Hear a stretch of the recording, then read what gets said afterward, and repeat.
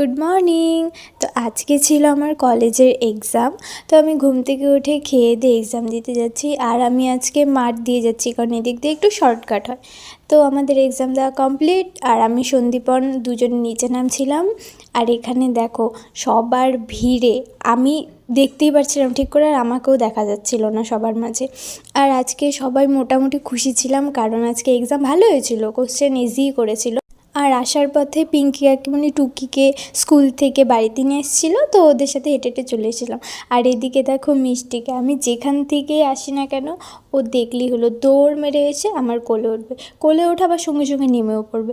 তারপর ও একটা চিপস নিয়ে এসেছিলো, আর এই যে পাকাতে ঢেলেছিল, আমরা ভাই বোন মিলে ওখানে হামলা করছিলাম ওর একটা চিপসে। তারপর স্নান করে আমি এখানে বুনুর সাথে খেলছিলাম। আর এদিকে দেখো কাকাকে, মিষ্টিকে বলছিল কি তোর দিভাইকে ফেলে দিই, আর মিষ্টি বলছে হ্যাঁ ফেলে দাও।